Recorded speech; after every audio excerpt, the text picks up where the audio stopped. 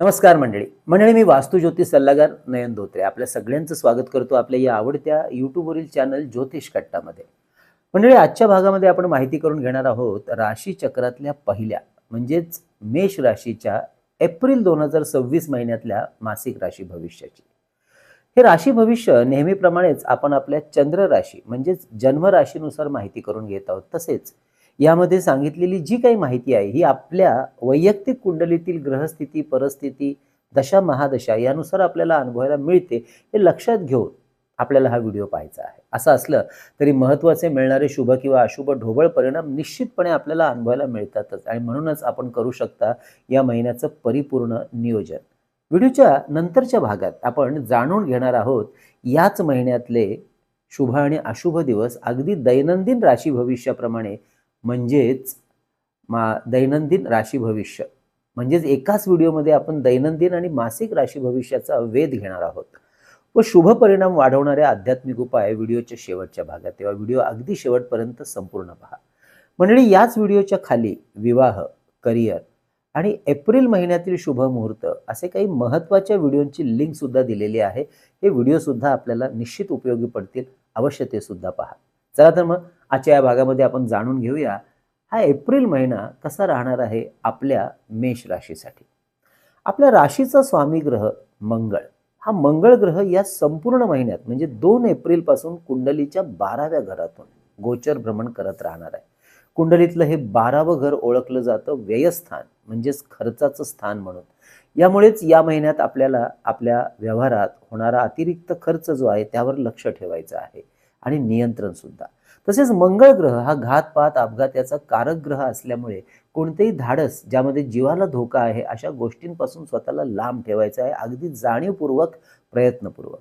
अग्नी, वाहन, धारदार वस्तू, इलेक्ट्रिसिटी या संदर्भात अगदी काळजीपूर्वक वागायचं आहे, जेणेकरून कोणत्याही अपघातापासून स्वतःला सांभाळायचं आहे। यामुळेच ज्या मंडळींचे कामकाज अतिशय रिस्क वाढवणारं आहे त्यांनी तर अवश्य आपल्याच्या कामाच्या ठिकाणी अतिशय काळजी घेऊन राहणं, वावरणं महत्त्वाचं राहणार आहे। तसेच वडिलोपार्जित संपत्ती, जमीन जुमला यांच्या संदर्भातील कुटुंबातील असलेले वाद, भावंडांसंबंधात असलेले नातेसंबंध या संदर्भात सुद्धा काळजीपूर्वक आपल्याला व्यवहारपूर्वक राहावं लागणार आहे, नाहीतर कुटुंबातील परस्परांमध्ये वितुष्ट वाढताना दिसेल। विशेष करून काका पुतण्यांमधले नातेसंबंध या काळात विशेष सांभाळावे लागतीलच। तेव्हा प्रत्येक व्यवहारात कुटुंबातील सामंजस्याने घ्या असं बजावणारा हा महिना असणार आहे। तसेच सुरुवातीचा रवी ग्रहाचा कालखंड कायद्याच्या संदर्भात कोणत्याही प्रकारची पायमल्ली आपल्याकडून होणार नाही याकडे लक्ष द्यायला सांगतो आहे। महत्त्वाची सरकारी कागदपत्राची कामं शक्य होईल तेवढी 10 एप्रिल पूर्वी पूर्ण करून घेण्याकडे आपला कल ठेवायचा आहे, प्लॅनिंग ठेवायचं आहे। बुध ग्रहाचं गोचर भ्रमण आपल्याला हे असं सांगत आहे। तसेच नवीन ओळखी, नातेसंबंध या काळात अवश्य वाढवा आणि जपा, आपल्या कामाच्या दृष्टीने ते चांगलेही राहतील। अडचणीच्या वेळी हेच नातेसंबंध आणि ओळखी उपयोगी पडतील। जी मंडळी इम्पोर्ट एक्सपोर्ट क्षेत्रामध्ये कार्यरत आहेत त्यांच्यासाठी दुसरा पंधरवडा कार्याच्या अनुषंगाने काहीसा अडचणींचा मात्र ठरू शकतो, म्हणून त्या दृष्टीने आपल्या कार्याची आखणी व नियोजन आधीपासूनच करून ठेवा। महत्त्वाची सरकारी कामं महिन्याच्या दुसऱ्या पंधरवड्यात हातात घ्यायला हरकत नाही, त्यामुळे अवश्य त्या कामाकडे लक्ष द्या दुसऱ्या पंधरवड्यात। शुक्र ग्रहाचं गोचर भ्रमण मात्र या महिन्यात उत्तम साथ मिळवून देईल आर्थिक उत्पन्न वाढवायला आणि नवीन आर्थिक स्रोत यांची ओळख करून द्यायला। तेव्हा काही जुन्या गुंतवणुकीवर अवश्य लक्ष ठेवा, ज्या ठिकाणी लाभ मिळेल, प्रॉफिट होईल त्या ठिकाणी संधी घ्या आणि ती संधी घ्यायला बिलकुल हरकत नाही, अवश्य प्रॉफिट बुकिंग करू शकता। स्वतःसाठी आणि कुटुंबासाठी काही आर्थिक नियोजन करणार असल्यास, काही नवीन आर्थिक धोरण ठरवणार असल्यास 19 एप्रिल नंतर अवश्य कामाला लागा। विद्यार्थ्यांसाठी पहिला पंधरवडा थोडा काळजी घ्या असं सांगतो आहे। तर गुरु आणि शुक्र ग्रहाची साथ प्रेमसंबंध, गुंतवणूक, संतती, प्रॉफिट बुकिंग, विवाह यासाठी अनुकूल वातावरणाची साथ देईल। व्यावसायिक मंडळींना हा महिना लाभाचा राहणार आहे। नवीन गुंतवणूक व्यवसायामध्ये करू शकता, मात्र योग्य सल्ला घेऊनच। जुन्या उधारी आणि उसनवारी यांच्या वसुलीसाठी या महिन्यात केलेले प्रयत्न बऱ्यापैकी लाभाचे राहतील। थोडक्यात काय तर या महिन्यात जमीन जुमला यामधील गुंतवणूक, खरेदी विक्री सांभाळून करायची आहे। तसेच कोणतेही महत्त्वाचे निर्णय योग्य व जाणकार लोकांचं मार्गदर्शन घेऊनच केलेलं उत्तम राहील। निर्णयात तत्परता ठेवा, परंतु घाईने निर्णय घेऊ नका, नाहीतर नुकसान होईल. आरोग्याचा विचार करता पित्ताचे त्रास सांभाळावे लागतील. एखादी शस्त्रक्रिया या महिन्यात शरीरावर संभवते, यासाठी डॉक्टरांचं सेकंड ओपिनियन अवश्य घेऊ शकता. म्हणजे आपल्याला सुद्धा अशाच रीतीने आपल्या वैयक्तिक कुंडली किंवा वास्तूचे सशुल्क सूक्ष्म पद्धतीने मार्गदर्शन आमच्याकडून करून घ्यायचं असल्यास अवश्य आमच्या कार्यालयाच्या संपर्क नंबरवर व्हॉट्सअप मेसेज करून कशा प्रकारे दिलं जातं आपल्याला मार्गदर्शन ही माहिती आधी घ्यावी आणि त्यानंतर अवश्य आपली अपॉइंटमेंट बुक करावी. हे मार्गदर्शन ऑनलाईन पद्धतीने फोनवरूनच करत असल्यामुळे अगदी देशाच्या कान्याकोपऱ्यातून किंवा परदेशातून आमच्या इतर क्लायंट्सप्रमाणे आपणही अगदी सहज आपल्या घर बसल्या हे मार्गदर्शन घेऊ शकता. यासाठी आमचा संपर्क व्हॉट्सअप नंबर आहे 9892156163.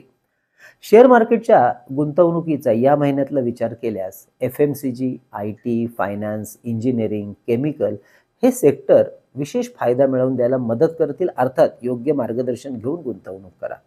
इंट्राडे ट्रेडिंग करणाऱ्यांसाठी दुसरा पंधरवडा लाभाचा राहील. म्हणजेच पहिल्या पंधरवड्यात ट्रेडिंग संदर्भात अत्यंत काळजी घेणं महत्त्वाचं राहील. तर मंडळी, हे होतं एप्रिल महिन्यातील महत्त्वाच्या गोचर ग्रहांच्या भ्रमणाचे परिणाम, स्थिती आणि परिस्थिती. आता आपण माहिती करून घेणार आहोत थोडक्यात, परंतु अतिशय महत्त्वपूर्ण, ते म्हणजे दैनंदिन राशी भविष्य. त्यामुळे या महिन्यातले शुभ आणि अशुभ दिवस समजायला अजून जास्त आपल्याला सोपं जाईल. या महिन्याची सुरुवातच आरोग्याच्या संदर्भात चिंता वाढवणारी राहील काहीशी, ते म्हणजे 1-2 एप्रिल. त्यामुळे आरोग्याकडे बिलकुल दुर्लक्ष करू नका. धावपळ आणि दगदग कामामध्ये सांभाळा. विरोधकांच्या हालचालींवरती लक्ष द्या आणि अनावश्यक धाडस बिलकुल करू नका. 3, 4, 5 एप्रिल पुढचे 3 दिवस महत्त्वाच्या कामासाठी, कोर्ट कचेरीचे निर्णय घेण्यासाठी अनुकूल राहतील. वैवाहिक आणि व्यावसायिक निर्णय घेण्यासाठी हे दिवस शुभ राहतील. जोडीदाराची साथ आपल्या कामात उत्तम मिळेल. लग्न कार्य या विषयात चर्चा करणं, विवाहाचे मुहूर्त ठरवणं यासाठी हे दिवस शुभ आहेत. 6-7 एप्रिल हे पुढचे 2 दिवस व्यवहारात सावधानता राखायचे आहेत. वादावादीपासून स्वतःला लांब ठेवायचं आहे आणि प्रत्येक व्यवहारात आणि सगळ्याच गोष्टींमध्ये सामंजस्याने घ्यायचं आहे. तर जुन्या आरोग्याच्या समस्यांवरती दुर्लक्ष नाही करायचं. लांबचे प्रवास शक्यतो टाळलेले उत्तम. आरोग्याकडे लक्ष द्या.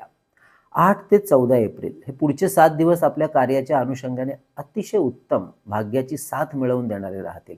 यात्रा, धर्मकार्य, मंगल कार्य यासाठी हे दिवस शुभ राहतील. मित्र, नातेवाईक, वडीलधारी मंडळी, वरिष्ठ अधिकारी यांची कामाच्या संदर्भात उत्तम साथ राहील. तेव्हा त्यांची मदत घ्यायला हरकत नाही. नोकरीत अनुकूल परिणाम साधू शकता. नवीन नोकरीच्या शोधात असलेल्या मंडळींना हे दिवस शुभ असतील.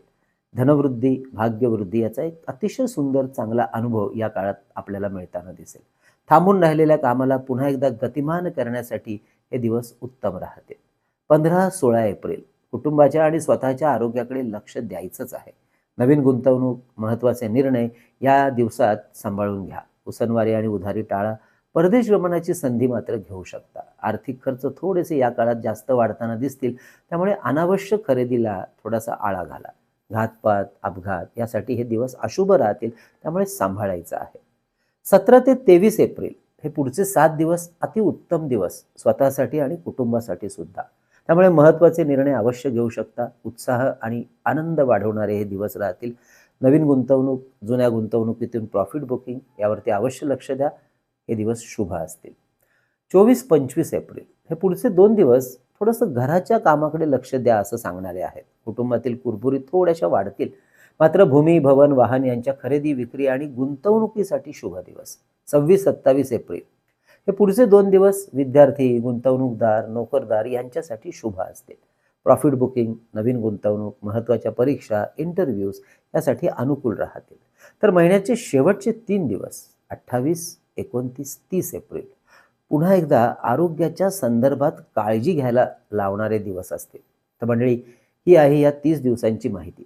या महिन्यामध्ये शुभ परिणाम वाढवण्यासाठी हनुमंताची आणि शनी ग्रहाची मंत्र उपासना आणि साधना अवश्य वाढवा.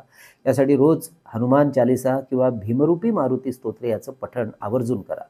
तर बुधवार आणि एकादशी या दिवशी विष्णू सहस्त्रनामावलीचा पाठ उत्तर दिशेला तोंड करून अवश्य करा.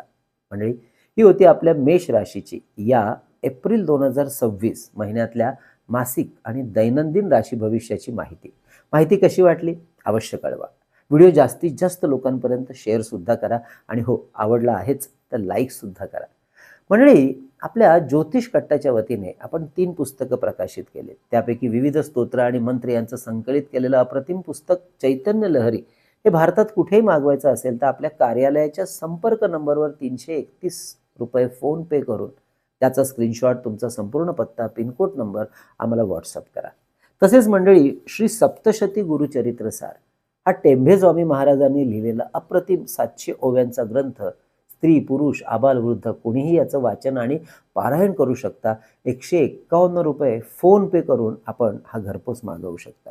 तसेच मंडळी, अष्टोत्तर शतनामावली 108 नावं संकलित केलेले आहेत. यामध्ये हे पुस्तक सुद्धा ₹151 फोन पे करून आपण घरपोच मागवू शकता. तसेच मंडळी, शुभमुहूर्तावर अभिमंत्रित आणि सिद्ध केलेली विविध प्रकारची रुद्राक्ष, विविध ग्रहांची यंत्र जी तांब्याच्या पत्र्यावर कोरलेली असतात.